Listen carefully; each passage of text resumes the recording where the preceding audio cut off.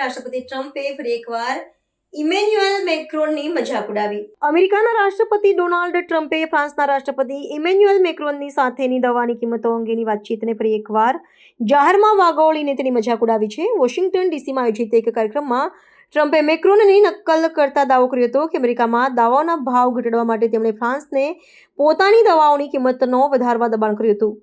ટ્રમ્પના મતે અમેરિકા દશકાઓથી વિશ્વના હેલ્થકેર માટે સબસિડી આપી રહ્યું છે, જે હવે બંધ થવું જોઈએ. ટ્રમ્પે રજૂ કરેલો કથિત સંવાદ ટ્રમ્પે સભામાં હસતા હસતા મેક્રોનની નકલ કરીને મેં કહ્યું, ઇમેન્યુએલ, તમે આ વાતચીત પસંદ નહીં કરો. તમારે તમારી દવાની કિંમતો વધારવી પડશે. મેક્રોને જવાબ આપ્યો, ના ના ના ના, હું આવું ક્યારેય નહીં કરું. ત્યારે મેં કહ્યું, 100% તમે આ કરશો. ટ્રમ્પે આગળ દાવો કર્યો કે જ્યારે તેમણે ફ્રાન્સથી આવતા તમામ ઉત્પાદનો પર 25% ટેરિફ લાદવાની ધમકી આપી ત્યારે મેક્રોને તરત જ હાર માની લીધી. ટ્રમ્પના જણાવ્યા અનુસાર મેક્રોને વિનંતી કરી હતી કે ડોનાલ્ડ, આપણે ડીલ કરી લઈએ. હું દવાની કિંમતો 200% કે જે તમે કહો તેટલી વધારી દઈશ, પણ મહેરબાની કરીને જનતાને આ વિશે જણાવશો નહીં. ફ્રાન્સનો પ્રતિભાવ અને વાસ્તવિકતા. જોકે ફ્રાન્સની સરકાર અને આલિસી પેલેસે ટ્રમ્પના આ દાવાઓને સદંતર નકારી કાઢ્યા છે. ફ્રેન્ચ અધિકારીઓએ સ્પષ્ટતા કરી છે કે ફ્રાન્સમાં દવાની કિંમતો રાષ્ટ્રપતિ દ્વારા નહીં, પરંતુ નક્કી કરેલી સરકારી પ્રક્રિયા દ્વારા નિયંત્રિત થાય છે.